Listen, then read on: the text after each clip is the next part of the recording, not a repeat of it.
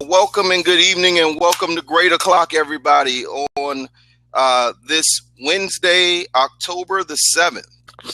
This is a very special Great O'Clock because we have our very first special guest in the building, Mr. Dan Forbes of Lead with Giants. And we're going to be talking about leadership, and you're going to get it straight from the horse's mouth, from a leader's leader, so to say. So this one end of the horse anyway. We'll let people decide about that. Well, that's always subjective, is it not? You brought up the horse, so.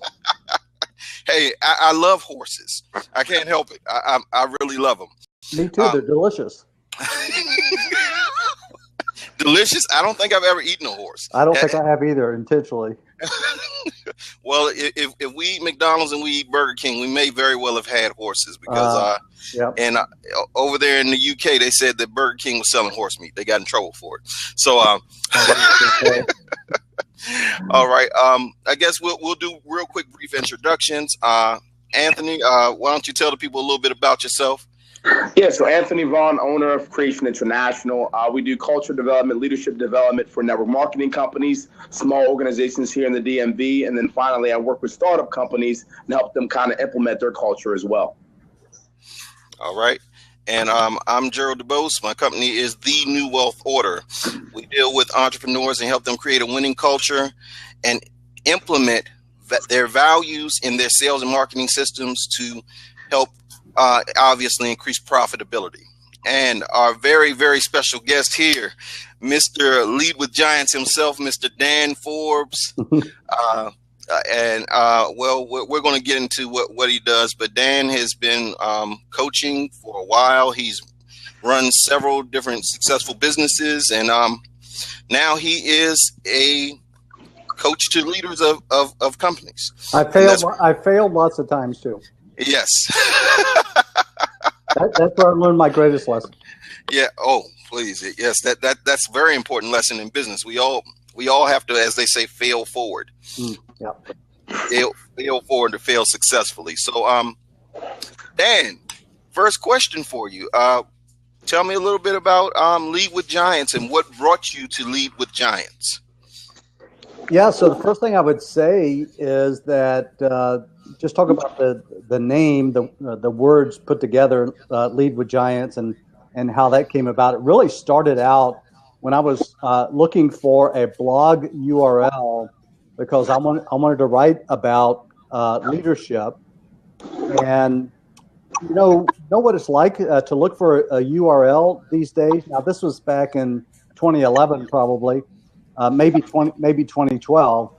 All these great URLs that you come up with and you put down on a sheet of paper, and then you go to GoDaddy or somewhere and you check to see if the URL is available, and you get all of these answers. No, because all the great URLs in the world have seem to have been taken.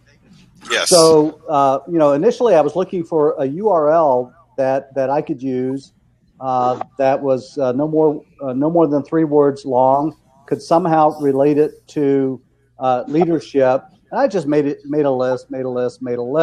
But the inspiration of Lead with Giants comes from a quote of Isaac Newton, who said, "If I've seen further than others, it's because I was standing on the shoulder of giants." And so Lead with Giants, hey, it seemed like it had a nice ring to it. GoDaddy said it's available. I'm going to go with that. So that's how it started. The first use of Lead with Giants was as a blog URL back in late 2011 or early 2012. Actually, maybe need to look at the date so I know what that was. That was the first use of it. Awesome. And I can go on. That's a longer story, but I don't want to. No.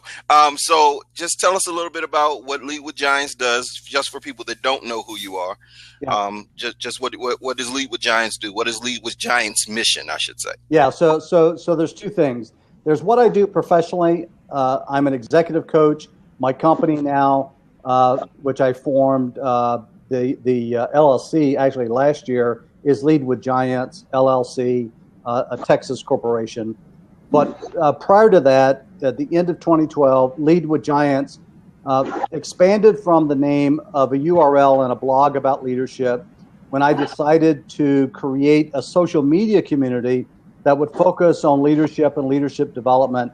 And the idea was to create a community that people could belong to, connect, engage, have discussions about leadership, learn about leadership, serve, and actually lead, and have it as a community that spanned all the primary social media networks. So started a community on Google Plus, had already started a group on Facebook, LinkedIn, later a group on Facebook, started the Lead with Giants tweet chat on Mondays, 6 p.m. Central Time, over 2.5 years ago, focusing on leadership. Then we started using Google Hangouts for Lead with Giants TV. So Lead with Giants has become a social media community that spans all these networks, so that whichever community people enjoy using and visiting and going to, they can find a group of other like-minded people that are interested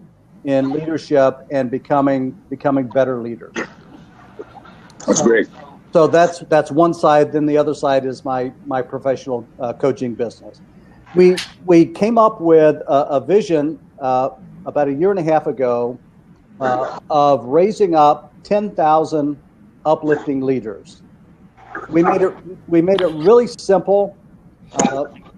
There's a website, leadwithgiants.com, that people are encouraged to go to and to learn about the description of what it means to be an uplifting leader, and take a pledge to be an uplifting leader by clicking a button, and then that's a counter, and it tells us, how many we have and where we are towards that goal. I'm not collecting email addresses.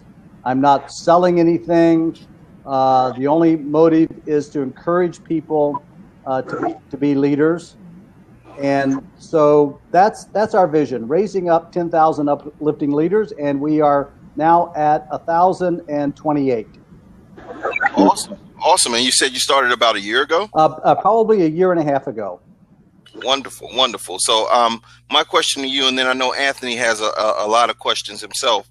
My next question for that would be, what do you consider an uplifting leader, so that they can kind of get just an insight from the man behind the mission? Well, I think it's really simple. I think we know when a leader is uplifting and when they are not. So, I say that we have enough leaders that are disappointing, discouraging. They're browbeaters. They beat people down instead of lifting them up. So an uplifting leader is someone who inspires others. They are intentional about that. They do that by design, and they do that by serving others, and it's purposeful. So an uplifting leader is someone who is determined to make a positive difference in this world. Absolutely. Right. Yeah, so I definitely have a few questions, because, I designed my company 2 years ago right around culture development, leadership development, really doing some good personal development for organizations. So I'm definitely excited about this interview. So I'm going to definitely take some notes while we're doing this. But my first question would be, how should leaders of a culture create trainings to create leaders within that culture or their organization? All right. I think the biggest job that any leader has is making more leaders. Yeah. And that isn't necessarily reproducing themselves. So it's not necessarily, hey, this is how I lead, and this is how you need to lead, and so therefore we're going to have this training program, and I'm going to clone myself through this training program. I don't think that's the answer. But I think it is helping other people find the way that they can be the best version of themselves in their own leadership, and also to encourage servant leadership, putting the needs of others above themselves. So can you train that? Well, sure. I mean, you can teach people about the behaviors and the habits, and you can do a lot of training around that, but it's not simply making clones. Gotcha. Appreciate that. If you have another question with me, rattle off another one, Joe. Oh, okay. Well, my next question for you, Dan, would be, since you've been doing your executive coaching business for a while, and I know you have been in other business ventures and things of that nature, what do you feel has been the biggest challenge in coaching C-suite executives? Well, let me just recap my background really quickly. So first 20 years of my career, I guess, after college, I was a pastor, I was a minister, and a counselor. I really thought that was going to be a lifelong career, a lifelong college. And like I said, I've had a lot of failings. And I actually sabotaged that, that position and that time in my life with a bad marriage. That ended up in a failed marriage, and I left the ministry as a result of that, and I decided to go into business. I went into the real estate business, become a real estate agent, because it's very easy to become a real estate agent. Plus I had a master's degree in divinity, and thinking about entering the corporate world, what does that mean on a resume? I knew I had skills and abilities, but I knew that they wouldn't be recognized. Plus, I've sort of always been an entrepreneur at heart. I mean, the church that I served the longest, had the most fun in, we started in the living room of a home full of people, and ended up with a 10-acre campus serving thousands of people over many years. Wow. So you don't do that without also being an entrepreneur. Went into real estate, became a real estate agent.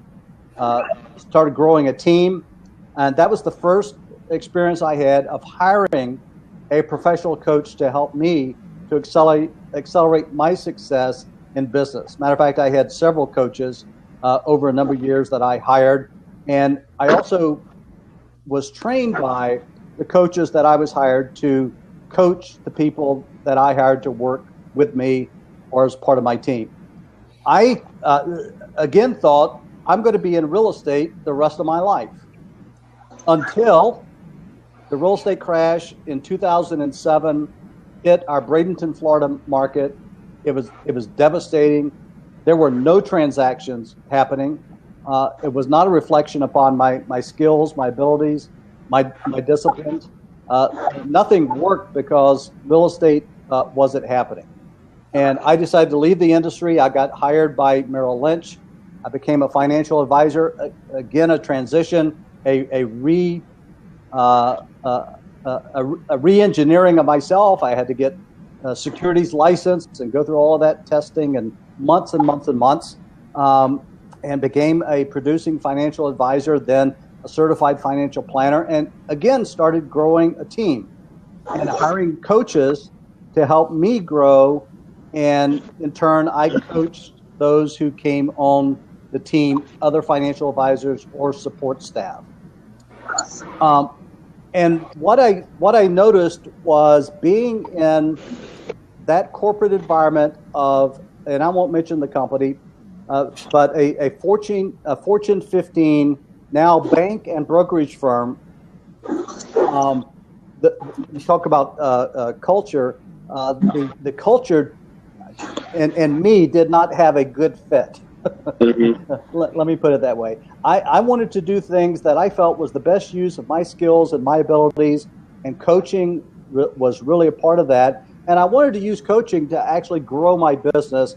And I wanted to write a book. I wanted to do a lot of other things. I wanted to be on social media more than I was. And believe me, the financial services industry really regulates that. And I kept being told, no, no, no. I was told, you have to take down your blog. No, you can't be a part of this book project. No, you can't coach people out of the company. No, you can't do this, and no, you can't do that. And finally, something sitting on my shoulder over here, we had the little devil over here, we had the little angel over here, said, yes, you can. Yes, you can. Are you willing to pay the price to do it?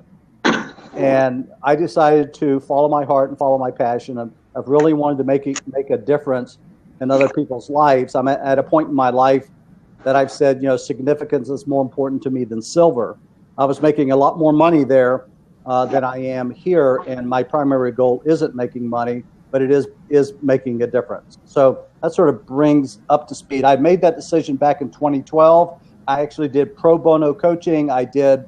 I took some specific executive coach training, and actually, I can say I started back in 2012, but I've been coaching going all the way back to my early years in the ministry. My company formed this corporation in 2012, and I moved to Austin, Texas a year ago this week.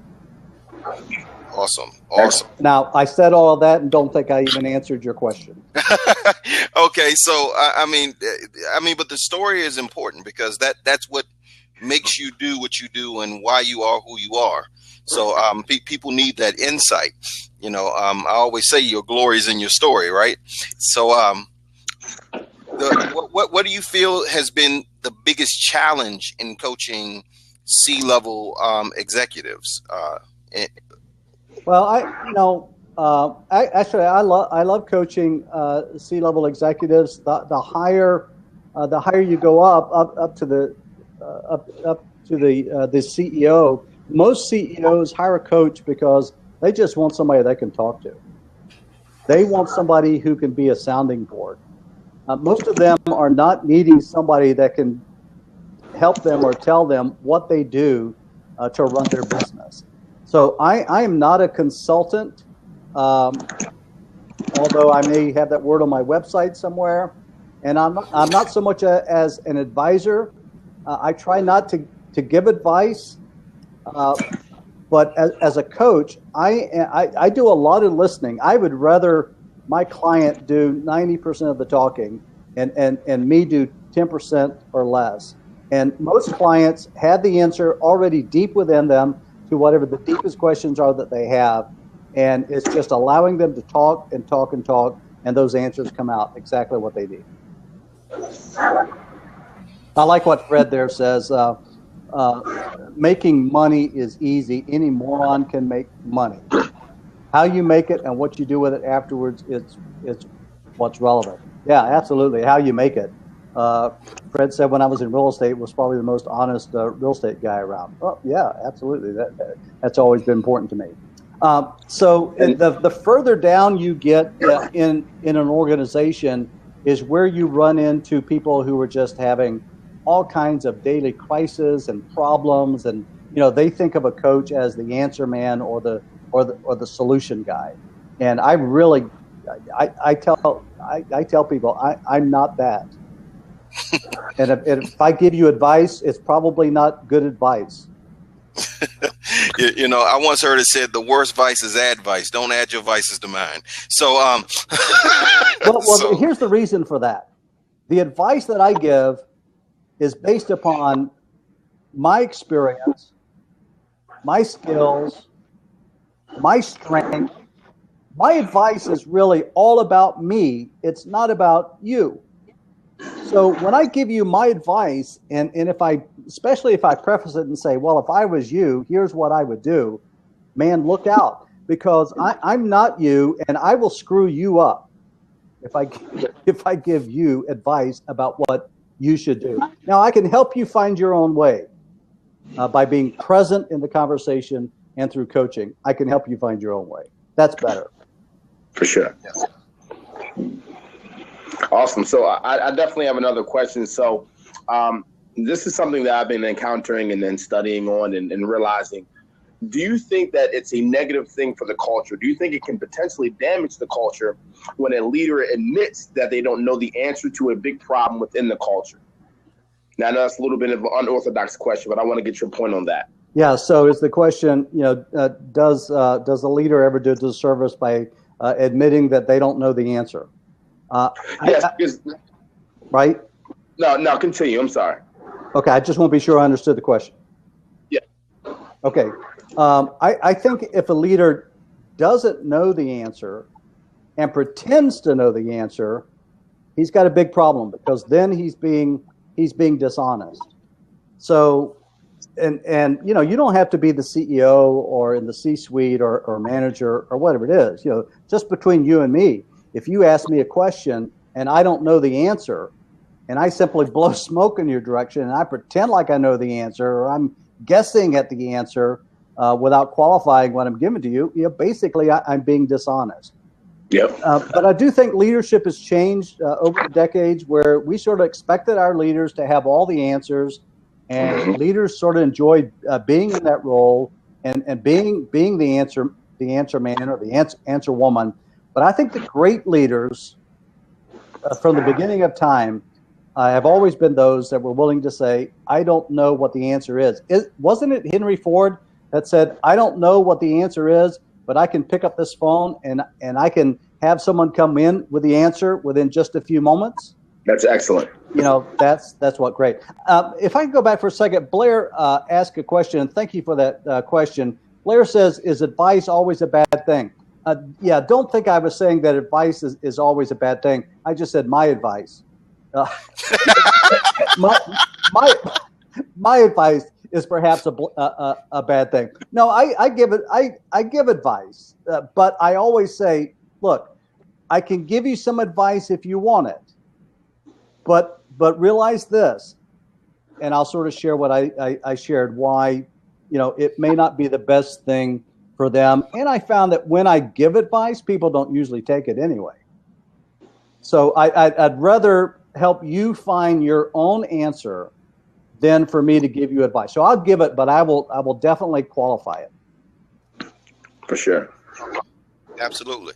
So my other side of the coin, after I've asked you what the biggest challenge is, what has been the biggest reward, or do you feel has been the biggest benefit to you coaching, doing your coaching tenure? The biggest reward is always to see it making a difference in people's lives, and to see change take place, to see people who were unhappy, become happy, to see people who, maybe came to me and said, look, I'm so out of balance, or I'm overwhelmed. I'm so stressed. Something's got to give.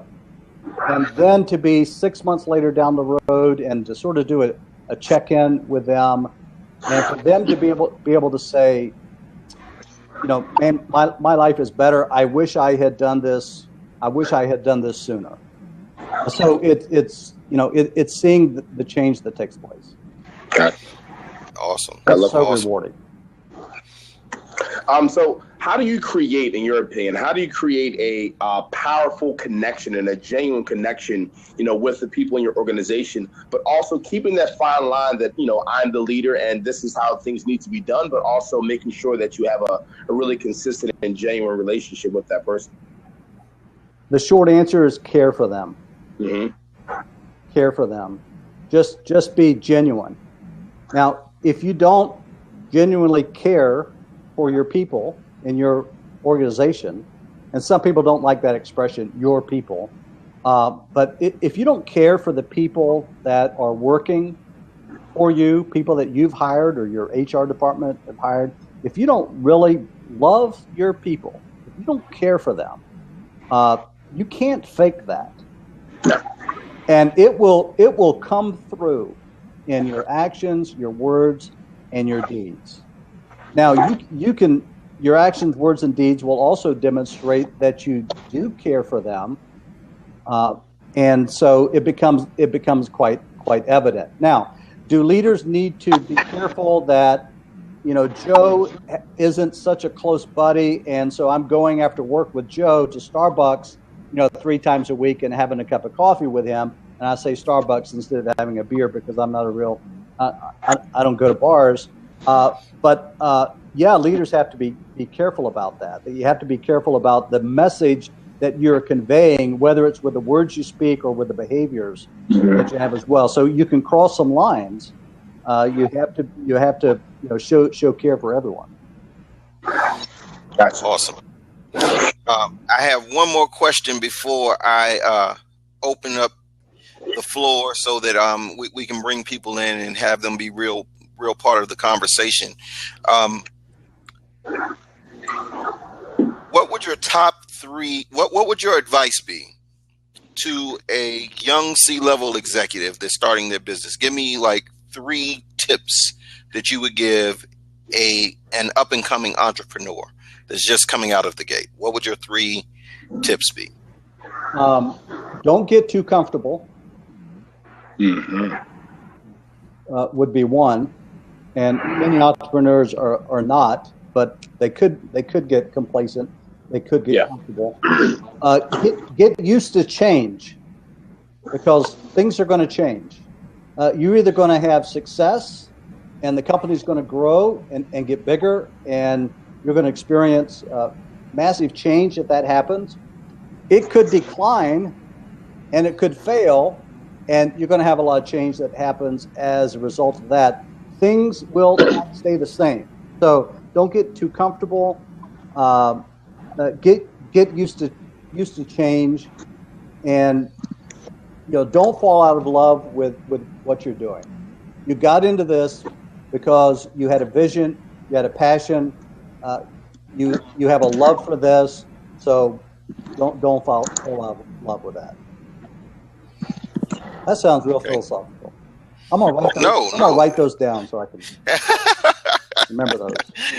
That was a great 3. And Anthony, do you have something else? I'm about to open up the seat because we have a lot of people that I would love to hear from that are part of this conversation. I just gotta have a small point that I'd like to make. Through my business, I've been doing a lot of neuroscience information and research and understanding that whole thing. And I don't know what you utilize. So I just want to know, what are some of the techniques or tactics that you actually use to ignite inspiration within, your organization or the people that are having organizations? So maybe pinpoint one technique or tactic.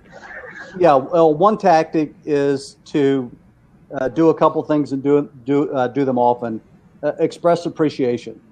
Mm-hmm. So I mentioned about caring and genuinely caring. Express appreciation. Catch people doing things right more than you are catching people doing things wrong. Yes. Point out what they're doing, and then also tell people often, "I believe in you. I believe in you and what you're doing." Thank you. Awesome. That goes a far way. That's 3 more things. Hold on, I got to grab my pen. Got a blog post coming on. Oh man! So sometimes you get so good when you get asked the questions, you don't even realize, like, wow, that was good. That was me. I don't know. I don't know if it was or not. We're talking about 2 ends of a horse tonight, so I'm not sure which end is speaking. Hey, I mean, we all do understand that a lot of times we are just the vessel through which stuff comes. So, it was meant to come through you. I will just say that. None of that's new. That didn't originate with me. I heard it and learned it somewhere else. But when you boil things down, simply, leadership is about relationships with people. So people will follow you to hell and back if you love them. Now, we don't like to use that word love in corporate life, do we? So, use the word care if love is too squishy for you. But people will go to any lengths for you if you love them, if you appreciate them, if you believe in them. Yes, sir. Wonderful. I love that. Now, before we take questions, we have a very special person here. Miss Susan is in the house. I just wanted she said that she would try to make it tonight, and she did. And she was supposed to be taking some steps forward, and I just wanted to hear from her if she has a moment where she will grace us with her presence really quickly. And there she is. Hi. Well, hello, Susan. How are you? Hello, everybody. I'm fine, thank you. How are you all doing? Hi, Susan. Hi, Dan. Nice to meet you. So you're graphic design and creative direction. Love it. Thank you. Yeah, I've just been on your Twitter page, and you've got a lot of followers. Yeah. They all want to sell me more followers too. No, I'm kidding. I do get those solicitations all the time. I've never paid for a follower. And that's mainly through the tweet chat, I think, and my social media presence, those followers. I mean, I don't know that I'm a power user. I think I just crossed over 36,000. I mean, there's a lot of people out there with millions and hundreds and thousands. My goal is at least one more. One more. Well, I liked you tonight. That's another one. Yeah, Dan is awesome, and so is Susan. How's everything going, Susan? Just checking in. We were Susan was talking about some things on Sunday, just to bring everybody here that wasn't privy to the conversation. She feels like she's not a great saleswoman, but has more sales than she can handle right now. So we were working through a challenge with her block there. So we just wanted to see if she took some of the steps that we had put together. Yeah, I haven't had an awful lot of time since I last spoke to you. Okay. But actually, someone picked me up tonight to take me over to meet a network marketer, and they would like me to build 10 websites for them and a bunch of information. Awesome. Awesome. So Gerald, to their house. If I heard you right, Susan says, I'm getting a lot of business, but I don't feel like I'm a good salesperson. Yes. Well, if that's a much better problem to have than someone says, I think I'm a great salesperson, but I'm not getting any business. Yeah, absolutely. So you've got the right problem. It was quite funny because obviously I don't consider myself to be, conventional sales per se. I'm more interested in what my client wants, how to help them achieve their vision of, where they want to go with their promotions and marketing materials. And I believe that I provide them with a solution to their problem. Yep. So it's funny, I don't see myself as a salesperson, but I know I do a sales transaction, so it is classed as sales. Right. But if you were to stand me on a high street with an ice cream sales cart and put me in competition with another salesperson, I probably would, eat all the ice creams and not sell any. But yeah, no, my business is going great. And I was saying to Gerald the other day that I've actually got more business in at the moment than I can actually cope with. And so the people that came on gave some helpful tips on either take on staff or what's the other one? Raise my prices.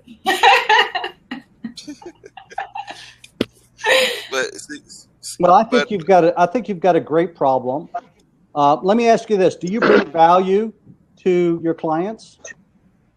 I believe I do. Okay. If I ask you to take 2 minutes and tell me a story about how you brought value to a particular client, solved a problem, or helped them take advantage of an opportunity, could you tell me a story of a client that you've helped? I'm not asking you to tell the story. I'm just saying, could you tell me a story? Yeah, I have a client of mine who I've been looking after for 2 years now. And we just, there are situations where you do go above and beyond because you've built up that relationship with them. And so sometimes you don't mind sort of stepping up to help out when you can see that they're a little bit stuck. Okay, without going into the story, because what I wanted to know was not the story, but if you could tell a story. So the answer is yes. Oh, yeah, definitely. So you bring value to clients. You can tell a story about a client that you helped. Just do that. That's all you have to do. Meet people, tell stories of people that you helped, and that's really all that you have to do. That's the best sales tactics in the world. That is true, and I mean that's pretty much where we went at on Sunday. Was just telling her that sales is about solving a problem. The greatest salespeople are people that solve problems for people. Yep. That is what you're doing. You give them a solution to an issue or challenge that they have. That's what the whole purpose of sales is. Not the sleazy used car salesman that you're thinking about that's pushing. So yeah. I am so proud of you and grateful that you came back and showed up. Thank you. I wanted to show you that I'm committed to, I jumped in on your I nearly said podcast then. I jumped in on your blab, and it turned into all about me for an hour, and I sort of felt like I'd, taken over what you were doing. I know, it's all about how you're helping people with your business as well. Yes. But I did feel like you did spend a lot of time with me, so I wanted to show you that, I did value what you said to me, and I would make the effort to come back to say thank you very much. well, I'm appreciative of you. Even one, like I said, stepping up that night, and then two, stepping up again tonight just to show up. That's a large portion of success. A lot of people can't continue showing up. They'll show up once and then maybe they disappear, and then they come back 6 months later and then like, I don't know why nothing's changed. So the fact that you showed up again is great. And like you said, look at what happened. Hey, you got another client that may get you 10 new clients. See, so it's amazing the power in continuing the motion, continuing the effort. That's how growth really happens. And I know Anthony has something he wants to say. You didn't get to meet Anthony the other night. No. I just had a question for you, because you were saying that even though you don't realize it, you obviously are a great sales person. You obviously are doing something right, but you have too much work, right? For you to, you feel a little bit overwhelmed. Is it just you, or do you have a team right now? Yeah, it is just me. And I have had the local college in to talk about apprenticeships, and I've looked into employers' liability insurance that I need to have, and I've looked at getting another desk in, another computer, and what have you, and how much it's actually going to cost me to expand the team. It's just I haven't implemented that next step yet, because I seem to have so much to do all the time, and it's planning that in. And I'm in a very busy period at the moment. Because that would be the advice, I guess, on the tactical side that I would give.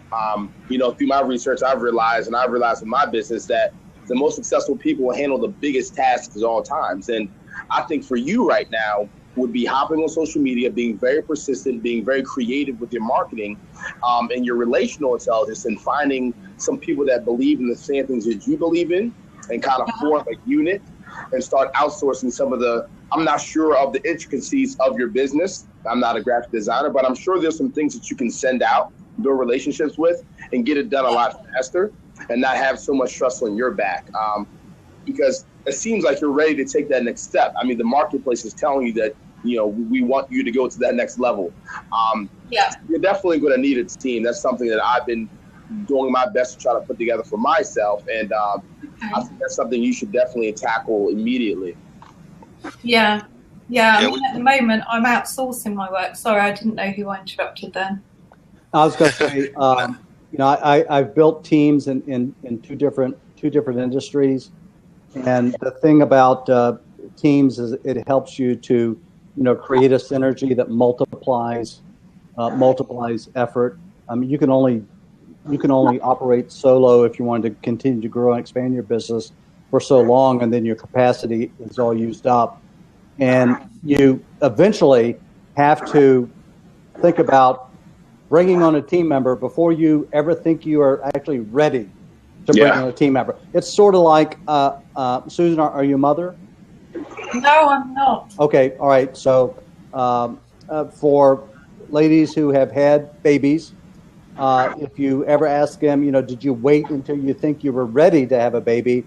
They'll tell you, no, I didn't think that I was ready. You can't. There's some things you will never be 100% ready for. And when it comes to growing a team, you will need a team before you're probably ready to grow a team. but it's never too soon to start thinking about what that vision is and what the future might look like, and get some clarity around that. And if you're not a good salesperson and you're thinking you need a good salesperson to grow your business, eventually you'll be able to hire a good salesperson, and they will more than pay for whatever they're being paid.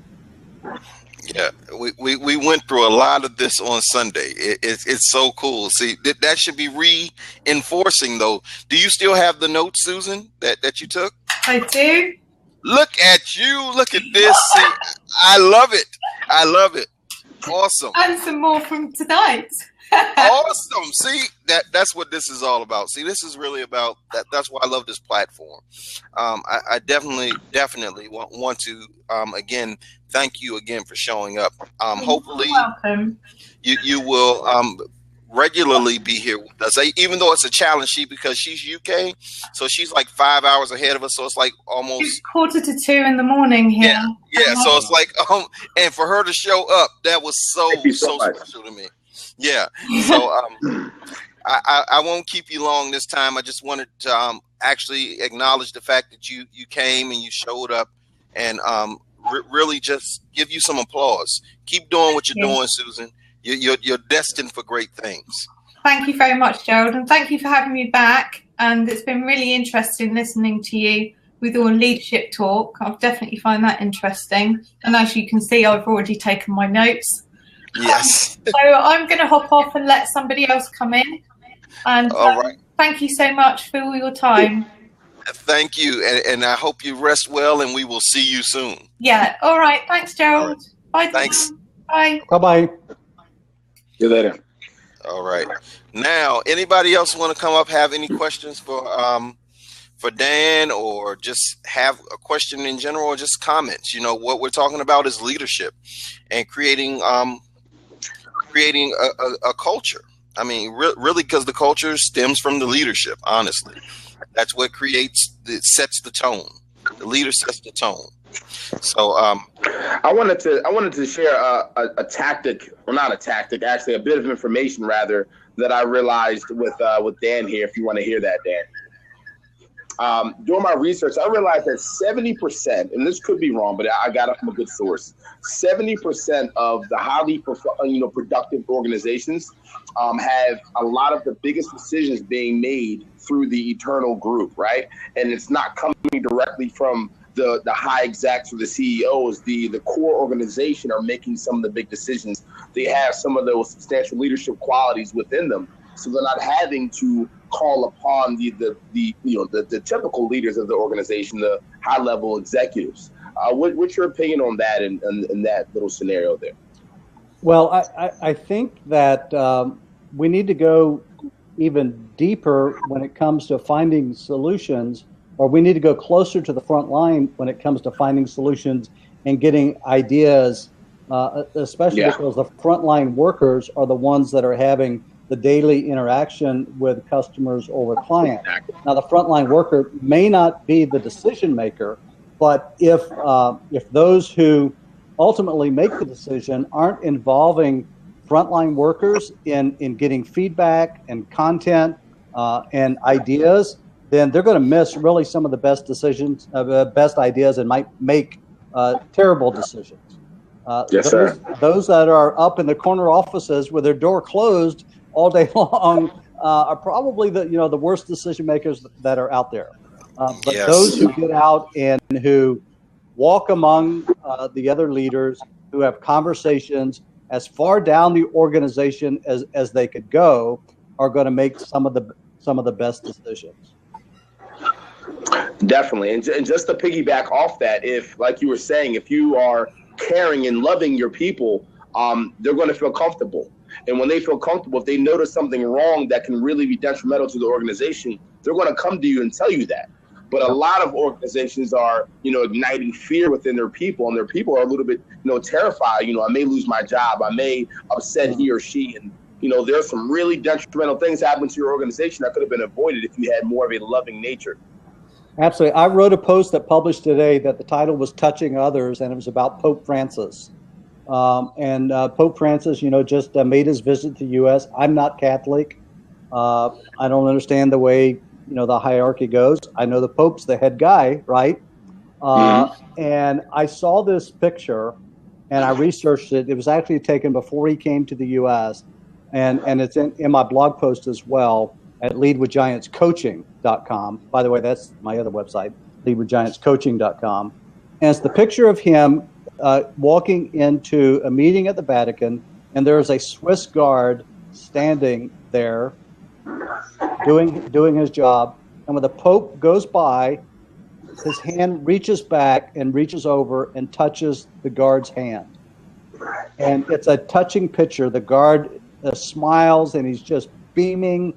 And here's the Pope walking by, who takes that little effort to reach out and to touch his hand. And so then I did an internet search about Pope Francis touching, and there's scores of pictures. There's pictures of him taking a severely deformed man who has boils all over his head, and how he takes his head and pulls him close to himself.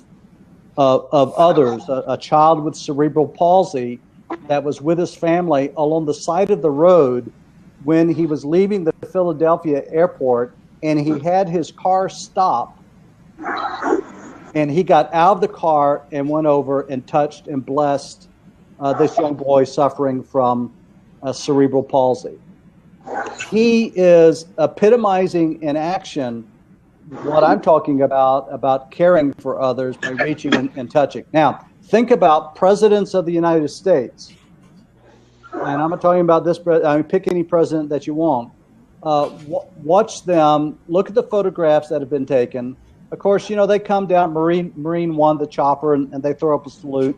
And obviously, we don't expect them to reach out and touch the Marine Guard every time that's there.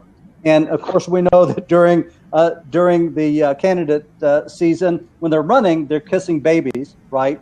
But how often are they, doing the little tiny things of reaching out and touching people? Now, touching can be a smile, it can be a nod. It's just an acknowledgement to a fellow human being. I see you, and you are of value.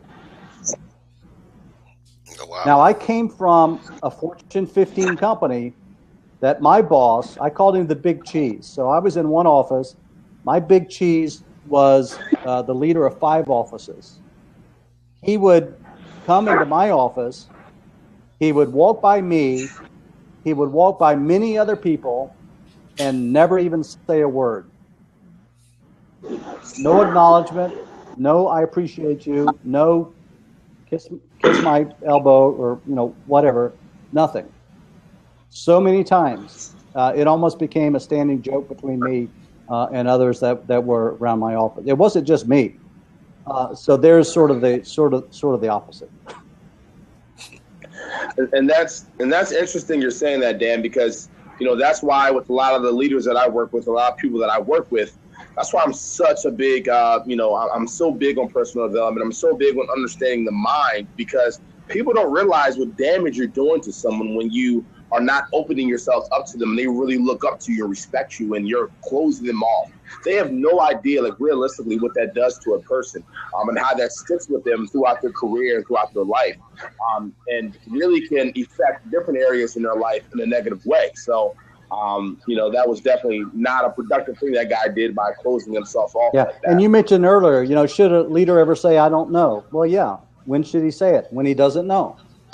Exactly. I don't know, but I'll get the answer and I'll get back to you. Right.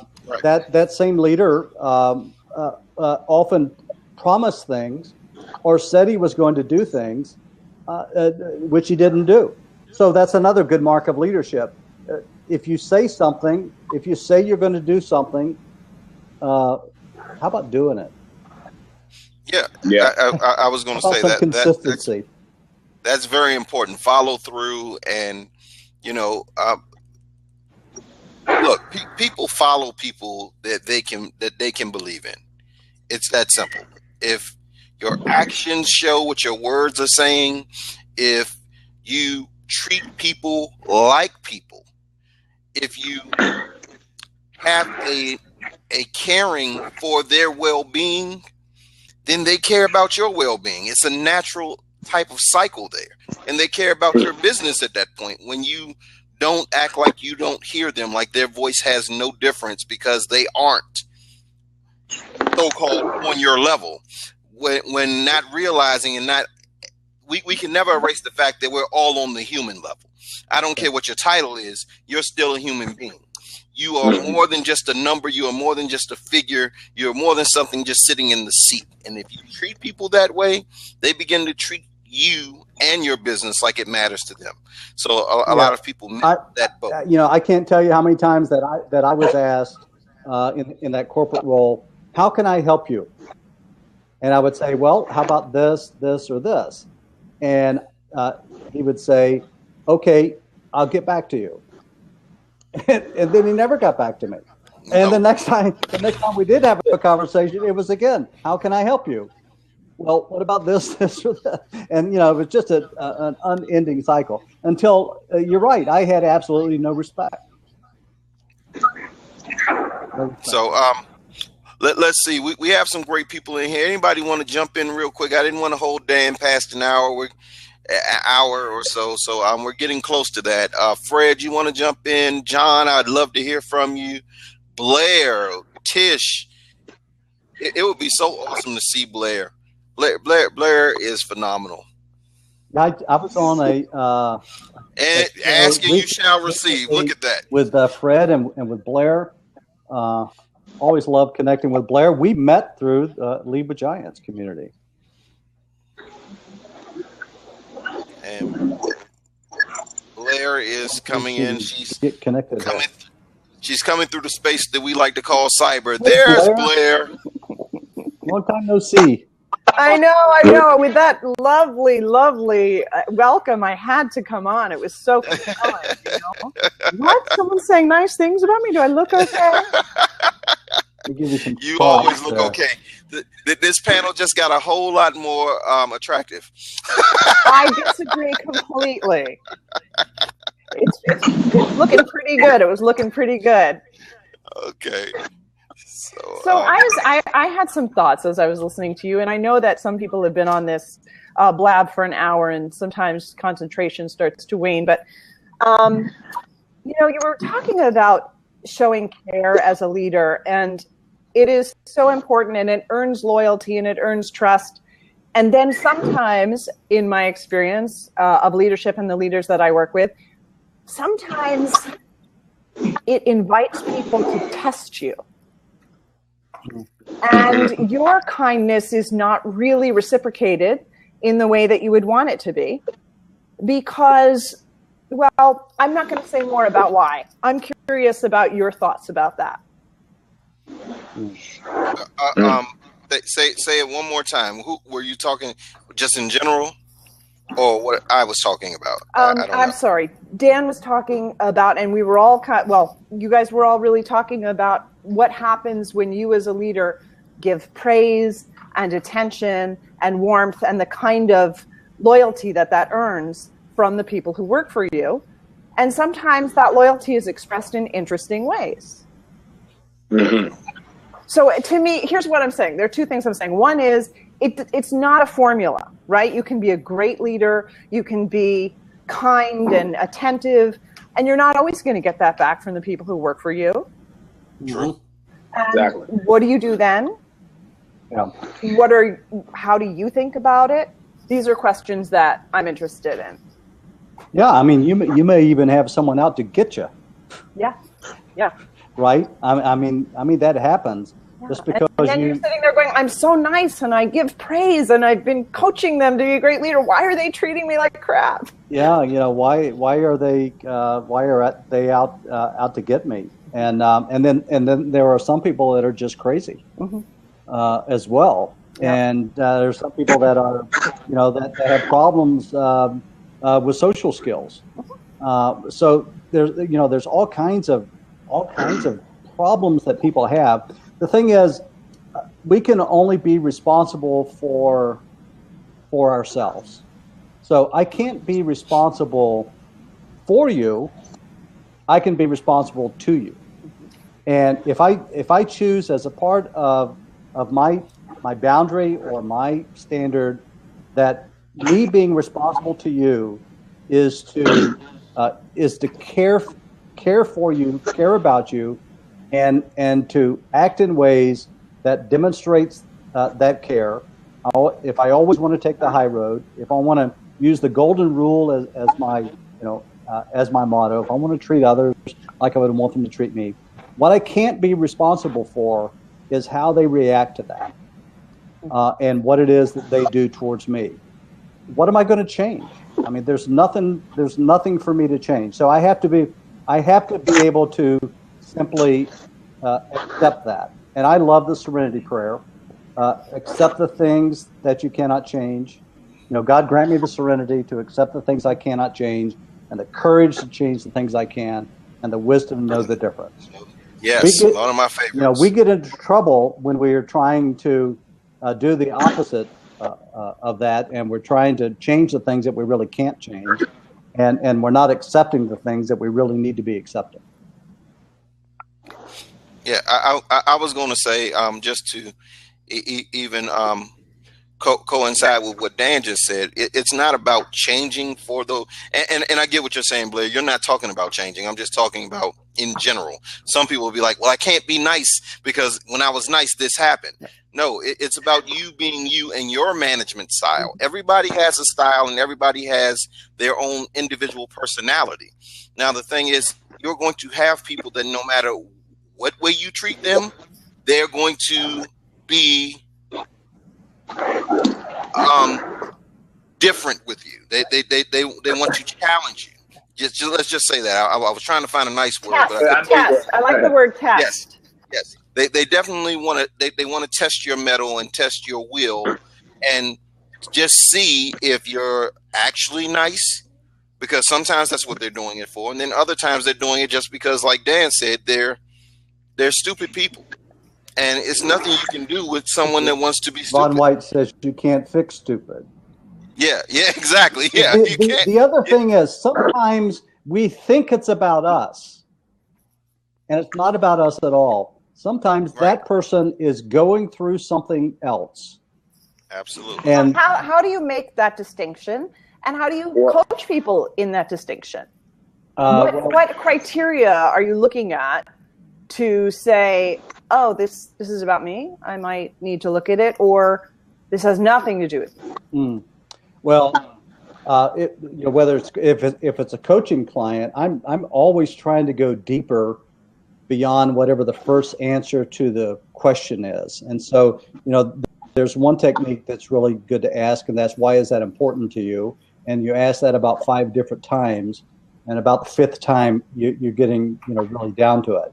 I was dealing with a client today who is a business owner and is having a difficult challenge with a client right now. And the client's talking about getting attorneys involved, and it's not anything that she's done, but it's a part of a project that she was involved in. And she was terribly upset and terribly frustrated, and she was getting more and more and more involved in all the goings on. And as I began to question about, why do you want to do this? Why are you getting so involved? What's going on? And it finally got down to the fact, she says, what this really is about, it's about my fears. And here's the fears that I have. And then we started talking about the really deep issues of the fears that was causing her to react and respond the way that she was. Then we were getting somewhere. I didn't want anybody else to talk. I know. For me, I'm really big on my internal environment, my mental, my mental state. And for me, I need to have people around me that are conducive to my values. Bottom line. So if my values are a contribution and honesty and going to care about you, then if immediately I'm seeing that you're trying to test me, then obviously your values are not those, because your values are your most disciplined actions. That's how I know where your values lie. Now, your values can get, misconstrued at times based on what you're going through, and that's what Dan was talking about. Maybe you're going through something, but at the end of the day, if this is a consistent thing with my staff, bottom line, your values have obviously changed, and that's not going to get me to where I need to go for the overall tribe or the community. So as far as I'm concerned, you need to leave my environment. Yeah, if you are, you're in a position of authority. Weren't we talking about authority on one of your recent shows? Fred's Blab. Yeah, so there are times that with an employee that you simply have to make them available to the industry, right? Maybe they're not a good fit. That was such a polite way of putting it. I almost didn't know what you were saying, Dan. Right. well, they don't either. Make them available to the industry. Wow. Appreciate your contribution here, and finally come to a decision that your services are probably needed elsewhere, making you available to the industry, because not everybody is a good fit, and it doesn't mean that they're bad people. Right. But it could be, as we were just hearing, different values, not being aligned with the vision and the purpose of the organization. And there are people like that out there. Yeah, there's people like that out there. And I bet all four of us have been accused of that at some point. Yeah. That goes to knowing your people also. The last point I would make. Because you hire a certain quality of people. I mean, the hiring process is so important to me when you're building your companies. It's essential. So that this person usually isn't coming from a place of malice or necessarily discontent. They may be they may have some discomfort at that point, and something's going on with them because the type of individual that you hired and brought into your organization. Now, so I think that could be even brought into the whole value system. Yeah, and what that brings to my mind too, Gerald, is you don't want people around you that agree with you all the time. No. Yes. Absolutely not. You need people who will disagree with you and challenge the ideas that you have or that others have. And we've also seen people who we felt like they were attacking us, but they believe so passionately about their idea or their viewpoint. That's really what they were standing up for.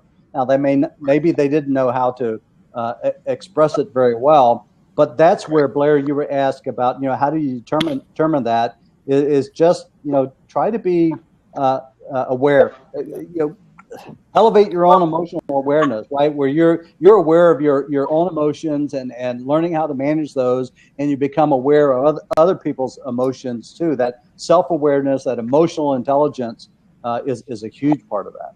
Absolutely. Yes. I love the question to when somebody is sort of maybe behaving in a peculiar way, or they have they're great in many ways, but they have a strange behavior that aggravates either the leader or someone else. I love the question of, is there a secondary gain? Is there something else that they're getting from coming in late chronically or blurting out inappropriately in meetings? Like, what is that gain? I know. Exactly. Freedom, because they aren't going to be in my company long. They gained their freedom. That's what they gained. But maybe there are certain people that try to get attention in odd ways. They may not feel that they are entitled to get. Exactly. Except we become a 40-year-old child. Yes, instead of a 4-year-old child. We still act like a child. Yeah. Yeah. I still do that. I act like a child. Too many times.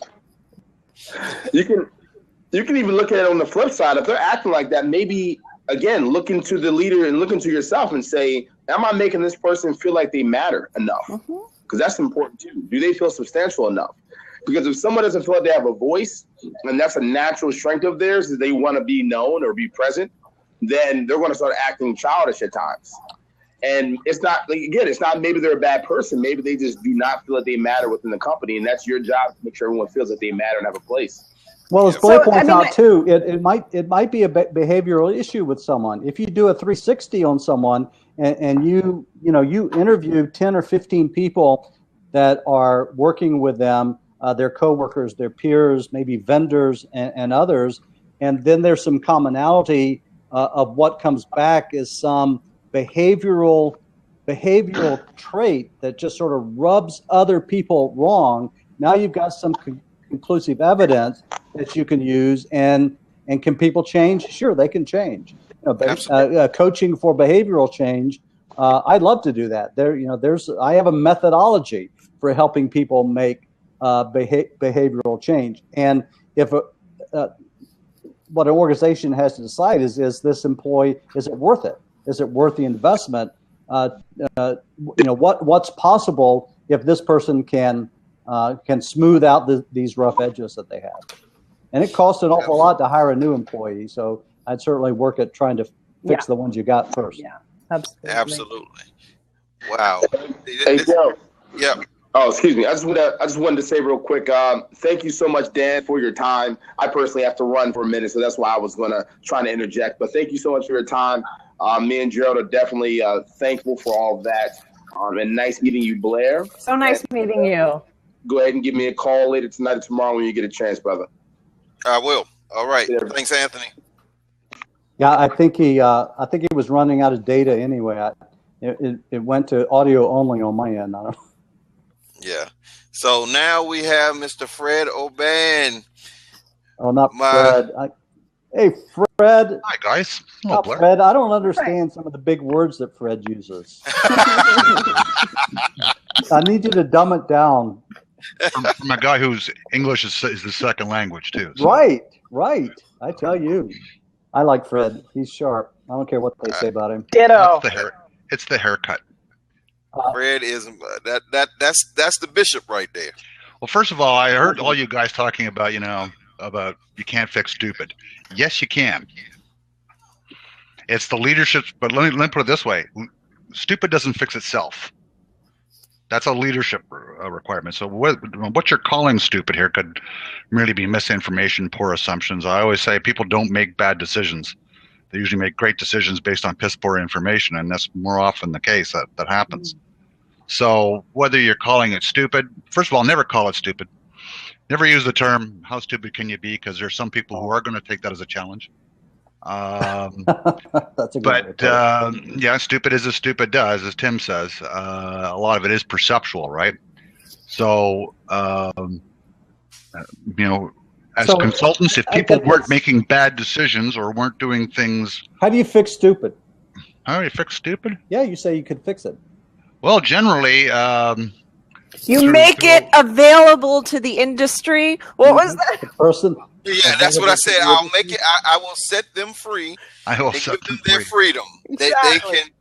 They can. No, in a lot of cases, you don't say, "Listen, what you're doing here is stupid." And sometimes guys are doing No. You always say that practical application. I like to do it through gaming. I like to do some gamification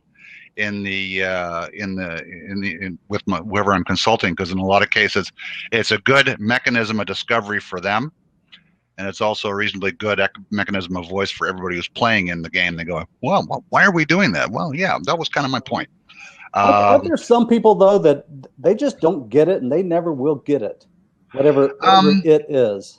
Yeah, and more often than not, when you've been called in to coach or consult, it's because someone has gotten to that critical mass of indecision. They're not moving forward, and they didn't take your advice no more than they took the previous consultant's advice or the previous coach's advice. Right. And in those cases, you know what? Sad to say that organization's lifespan can be measured with an egg timer. All right. And you have to separate from the emotion of that. I mean, sometimes, I always like to say, hey, mission first, right? Let's get it done. But I would say in all my clients, I've had two where you've had people say, listen, I'm not taking your advice. Okay, yeah, but here's my invoice anyway. Mm-hmm. And one of them is still sort of surviving, and the other one went belly up 6 months after the consultant that replaced me came in and told him the exact same thing. So, those things happen. Oh, my God, Gerald disappeared. I hope we're not all going to He's just refreshing. He'll be back. Oh, God, I hope so. Because, if he leaves, 3/4 of the female audience are going to leave. No, there he is. He's probably heard that too. You better make someone else a co-host. I did that the other day. Closed down the whole blab. Yeah, that was one of my hard lessons learned as well. Yeah, make somebody a co-host, so if you have to close completely, you can get back in. No, as long as there are people here, you're fine. As long as there are people on the screen. Didn't work for me. I found that you had to nominate someone as co-host. That's the first thing I did when I had Blair on. So I'm going to make her a co-host in case my IT guys screwed me again. You guys, I'm going to try this tomorrow. So yeah. Oh, where are you? Are you blogging tomorrow, Blair? I am. What time? Yeah, you hooked me, Fred. If there are people in the square, you don't necessarily need a co-host. The only thing is you can't accept new people. Okay. Now, if no one's on the screen, you have to assign a co-host before you can refresh. I couldn't get back in. Yeah. Well, was anybody else in the square? Yes. Just somebody else was in the square, but the lab closed down? Yeah, and it wouldn't let me in. Oh, well, you have to let yourself in. I mean, it was. It all comes back to that, doesn't it? Yeah. So Blair, what time is your blab tomorrow? It's at 2. It's at 2. It's about identity and authority, how you define yourself, the importance of defining yourself, redefining yourself. I'm going to give a little tiny talk about it. Oh, thanks, Gracie. I'm going to give a little talk about it, and then I'd really like to open it up, have an interesting dialogue. Anybody that has questions, they're welcome to ask, and we could do a little work on it, how it specifically applies to their situation. So that's what I'm going to try tomorrow. It's my first one, and you guys are great with this technical advice. You're making me feel stronger about it. So thank you. I'm going to try to make a point to attend that one. I may be at the other side of Ottawa during that time, but so I'll certainly catch the replay. But I'll try to be there for 2. Good. And and one of your lessons learned: if a guy comes on and says, "I got $1 trillion worth of artwork," don't take the question. Fred, I can't believe you did that. It was a perfect. I was looking at the recording and said, "This is going." Believe that you have to watch the replay just for that moment. No, everybody knows who he is. Everybody knows. Okay, everyone knows who he is. I just like to make sure he wasn't. Back to behavioral change. No Pac-12. I don't know if you guys probably all know the name Marshall Goldsmith. He's famous worldwide coach. He wrote What Got You Here Won't Get You There as one of those. But he has a methodology for behavioral change that he calls stakeholder coaching, in which a 360 is done. The individual, based on the feedback from the 360, decides on behavioral change. It's sort of signed off by whoever those that are higher up the chain are. And the individual is coached through this process of making change. And the measurement as to whether there has been sufficient change or not is from those stakeholders. So the people who answered the 360 said, here's what we think, Joe, here's Joe's issues. Here's the good, the bad, the ugly about Joe. And then whatever the change is that he's being coached through, he goes back to those. Okay, I've been working on becoming a better communicator. You gave me some ideas. Here's what I've been working on. What do you see? Do you see any difference? And those same stakeholders are, buy into the process where they are the ones to determine whether or not the coaching has been effective or not. That's a great model, and anybody can go to Marshall Goldsmith's site. It's all over his site. He gives away his stuff practically for free, except his books. You do have to pay for those, and they're good. He's got some great processes for behavioral change, but people can change. There's all sorts of really great models out there, and certainly that's one of them. I think that, people always ask me, what do you think is the best model? And I said, well, it really depends on who you are and what the environment is that you're working in. I mean, there's no one size fits all to any of these particular problems. But if I had to find one sort of common baseline to, if you're trying to promote evolutionary change in your company as opposed to revolutionary change, which revolutions have a tendency to die quickly and they're usually very bloody, is to go back to Peter Senge's model. Try to create a learning organization. Everyone out there has individual knowledge. Your job as a leader is to turn it into collective knowledge. And there's lots of different ways to do that. I rely on gamification in a lot of cases, only because it kind of works for me. But there's lots of different methods to do that. And if you're trying to create a knowledge-based culture, specious term at best, the best way to do that is, create those mechanisms of voice. So leadership has mechanisms of discovery, which goes back to, the kind of stuff that William Slim used to write about in the 40s. Mm-hmm. Awesome. Yeah, and helping employees develop their own personal development plans so that they are learning and growing into their roles and roles beyond where they are today. I'm doing a group coaching gig right now. I'll call it a gig. Doing a group coaching experience right now, and one of the things that I've shared with them is, boy, the collective wisdom of all of us in this room, you and your peers. It's just amazing how much wisdom is here, and part of my goal is to help just get that wisdom out so it can be shared with each other. Absolutely. And Blair, can you please tell us again what time your blab tomorrow is, so all these lovely people in here can know how to find the wonderful Blair? Oh, look at Gracie. Oh my God, I'm such a fan of hers. Look at this support right here. Yes, she's phenomenal. Wow, how lovely. So that's when it is. I just so enjoyed coming on. Thank you for the cheerleading, the support, the clinical advice, the technical advice, and just being great people to converse with about leadership and life topics. Well, hopefully you'll jump in tomorrow night when Gerald and I we're going to talk about no gummy bear leadership. Matter of fact, I have to go to the bargain store tomorrow and buy a great big sack of gummy bears. Are you going to play the gummy bear song?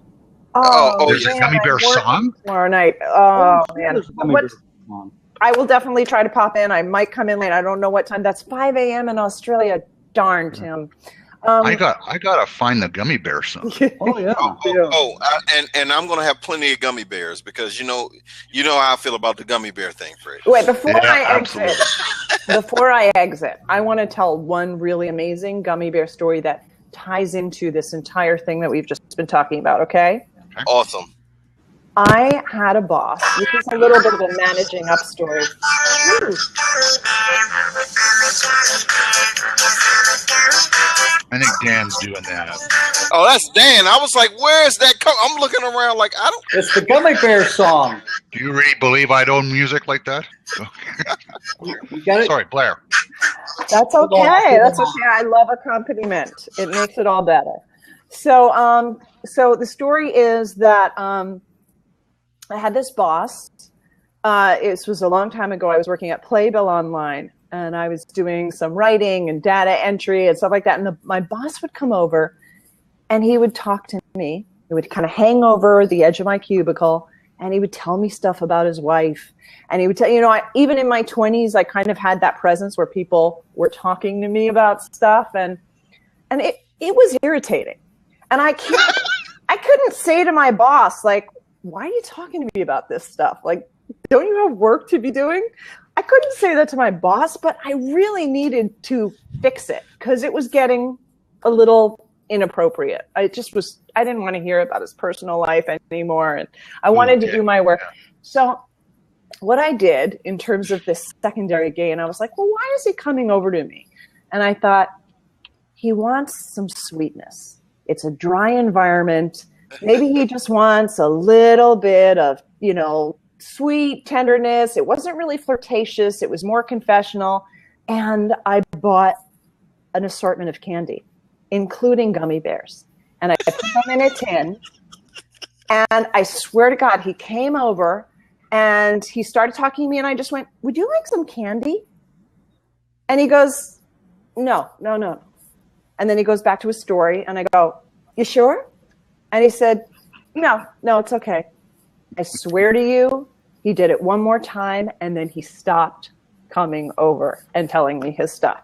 So if you feel like you have a problem with a boss or an employee that you cannot be direct with, there are really fun ways that you can communicate and change behavior without doing it directly. Now, of course, I'm a fan of the direct approach, but if you get creative and you get kind of magical, you can affect change in many mystical ways. That is my I'm just story. finding it rather fascinating that the author of Authority is Sexy had to use gummy bears to...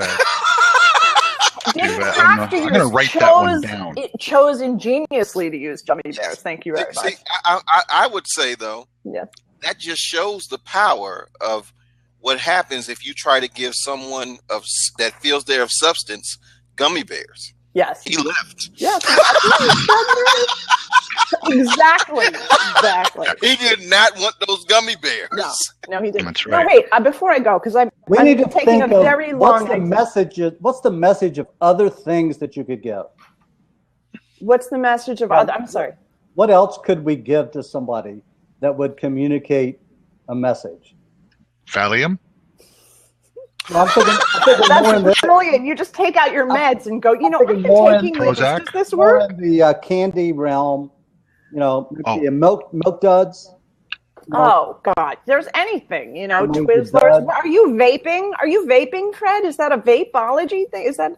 Yes, it is. Fred is vaping. You could offer them a vape. The kids in school. What flavor, by the way, Fred? I don't want their lips on my e-cigarette. Thank you very much.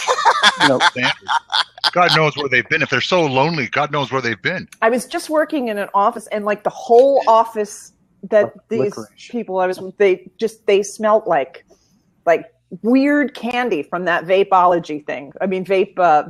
Oh, it's so doesn't work for me. But mine is a British naval flavor. Tobacco. Ooh, it's a tobacco flavor one. Galen, there is a definitive thing of the gummy bears. We will explain it tomorrow. It's just a term, but we will. It is a definitive explanation of what it wasn't even gummy bear leadership. We just gummy bears and we tied it to leadership because you can have gummy bears anywhere. Actually, we were talking about social media and Blab in particular, because if you look at some of the Blab replays, the same people are on all the time, and it doesn't matter what the subject is. So there always seems to be the same 3 or 4 people, and it doesn't matter what the subject is. And usually, has a lot of people talking about leadership and strategy. And I've done some of these replays, and I don't know what you guys are talking about. It's and you've seen it sometimes in social media too. I know we've all talked about it. There are people who are out there who are posers, who call themselves gurus and mavens, and there's a leader East out there. We got to hold it, Fred. You can't give it away tonight. No, that's true. We'll save it for tomorrow, and we're going to get back to old school leadership. Hey, principles of leadership have not changed. We're taking over Blabs. I have 2 Blabs I'm hosting tomorrow. One, if I could mention it, get my calendar up here. So my calendar is behind my other pages. So one is while you're looking for your calendar. Goodbye, guys. I got it. Bye, Blair. Bye, Blair. I'll check it out, Dan. I'll check out your schedule. Okay. Bye. So 10:30 a.m. Central Time tomorrow. You figure out your own time zone. 10:30 a.m. Central Time. Wait, Dan said you figure out your own time. I have no idea what that is. Karen Kimsey House, who is the author of the newly released book, Coactive Leadership, is going to be on a show with me. And so we're going to be talking about what is coactive leadership, talking about her book and the key lessons that we can learn from that. That's 10:30 tomorrow Central Time. And then at noon tomorrow Central Time is Ask an Executive Coach Anything. So I have 2 other coaches that are going to be on the show with me. And we just field questions from people just about anything. And that's a weekly show. It's what you do.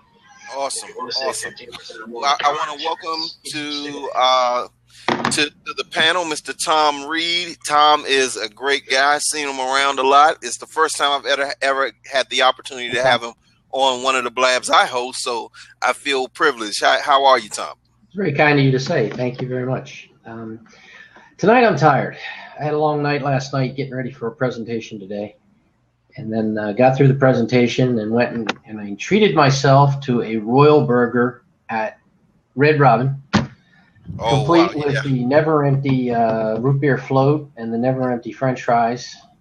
Yeah. So luckily, you can only see from here up because from here down, I'm just. So, Well, I thought I'd pop in since you asked, and I always like to talk about leadership when we can. So here I am. absolutely. Yeah, glad to see we're connected. You are on my leadership list on Twitter and also my Lead with Giants list in Twitter. So, Tom, good to. I jumped into your Twitter chat one day when I had the time and can find it. I swear I have such trouble remembering when Twitter chats are. Mm-hmm. And then I live in Denver, but I'm very often on the East Coast because then I forget which time zone I'm in and when I'm supposed to be there. Yeah. Anyway, they say memory's the second thing to go. That's true. Yeah. We'll get that. Yep. We won't talk about it first. No. I remember. Okay. Not that any of us have that issue here, of course. Yeah, no, not any of us. Never. Yeah, all of us. Anyway, sometimes. Well, talking about your other blabs, we do one on Tuesday nights. I have Jed Record, and usually I have Casey Szymanski with me. She was with a client on the West Coast last night, and we've been doing it, 5 to 6 weeks will be next week. And we pick a topic. We talked about millennials. We talked about leadership situations between men and women. We just kind of call it Step Into Leadership because one of our starting premises is that leadership is not passive, it's active. And you have to do something in order to have any results, and leaders are measured by results. So you put all that together, and we just encourage people to step forward. Absolutely. So, Tom, just tell us a little bit about what you do because we're going to have to wrap up here. It's 9:30. I said I was going to keep Dan for an hour. Don't mind. I'm going to vacate my seat. Okay. Okay, because apparently there's an emergency going on somewhere else in my house, and I really better get to it. All right. Okay, Fred. Tom, nice seeing you. Dan, Likewise, an honor to be on the team. Gerald, see you tomorrow night. No car trouble. No record trouble, Fred. How about that? No record trouble. Yeah, I forgot. Last time you teased me about car trouble, you had something the next day, so don't talk about it. Good night. Karma will get you every time. Yeah. Okay. What do I do? I am engaged in the fascinating practice of government contract law. And what I do is I help the government and its contractors do business with each other. And as my kids say, Dad, what you do is so boring. But it's what I've done my whole career, more than 35 years. And so we keep tabs on all the things the government's doing, where they're spending their money, how we help clients get the contracts, how they manage the contracts. How much are we spending on toilet seats now for airplanes? Well, it's a funny thing. I often tell that story in my class, my fiscal law class in particular, because the alleged toilet seat actually never existed. If you've ever been in an airplane, you know how you go in and it's got this plastic piece that comes up and then it flattens out and it's got a hole cut in it and then it goes up the wall and the ceiling and it's all around. That's what we're talking about. It was a piece of airplane interior cowling. And to me, it was amazing that it only cost, what was that one? That was like $850. Because two other things with airplane stuff. Number one, it can't outgas. And that plastic smell you get in plastic containers sometimes? That's the outgassing. That it can't do that. Furthermore, when it burns, it can't give off noxious fumes. So, highly specialized material. And then people say, oh, we spent that much for a toilet seat. And people are thinking, toilet seat. It's not what it was at all. But and that's the rest of the story, folks. Oh, man. Wow, I have two very special guests. I got to see John Haynes, my brother, yes, and we got Tom in. So, John, please let the people know what you do, and you've been tearing it up on the sidelines like always. You always have a lot of stuff to add, brother. You always great guy there. Go ahead, John. Always loading the database, man. So I'm honored to be in the company here. So. I am one of those people who walk both sides. So by day, I'm VP of HR for an energy company in Arlington, Virginia, and I coach leaders and help develop emerging leaders. And at all other times, I have clients that I take to help with their leadership behaviors and to get unstuck and be the best that they can be in terms of leaders. So I eat, sleep, and drink the beautiful food of leadership. Awesome. Pretty good diet. Yes, indeed. Yes, indeed. And John I just jumped believe in on our lab last night. It was a pleasure to have you in there, John. Yeah, thank you. I just believe that everything rises and falls on leadership. So it's always a relevant topic. And I don't know. I don't know who the first person that ever said that. I've heard that attributed to so many people. But when I was in college, this was a long time ago. This was back in the early 70s. You mean 2007? The president of my college, if he said that once, he said it 1,000 times. Everything rises and falls on leadership, and I thought he invented the quote, and I guess it probably came from somewhere else. But I've heard others attribute it to people who, I know followed him. So, but that's so true. Everything rises and falls on leadership. You find something good that's been done, that's been accomplished, it's because of leadership. But that doesn't mean that it has to be someone that had a position of leadership. It's just someone who decided to lead and stepped up and did what needed to be done. And I said it on an earlier blab today. One beautiful thing when I was at Johnson Controls, the mantra for the leadership expectations model was you're either leading self, someone, or globally. And I believe in leadership at every single level. I don't care whether you're receptionist or intern or whether you're CEO. You should exhibit leadership qualities and behaviors, and you should be the leader at your position. Yep. Always. Good. Yeah, you've got to have leadership at every level of the organization. And it's interestingly, it's not hard to find out who they are. If you go in and you get handed an org chart, that tells you who the bosses are. But if you go to the people on the org chart and say, when you have a problem, who do you take it to? Who do you discuss it with? And very quickly, this shadow organization evolves, and you see who the leaders are. Yeah. This has been a lot of fun. Yes, it has been. Thank you. All right, so we're going to wrap this Great O'Clock recording up, and anybody that wants to stay for the after party can. But we thank you all for being part of this Great O'Clock, and especially would really show a lot of appreciation to Mr. Dan Forbes for taking time out to be here with us this evening and share his leadership with us this evening. So we will be back Monday at at Great O'Clock, 8 p.m. Eastern Standard Time. So look forward to seeing you all.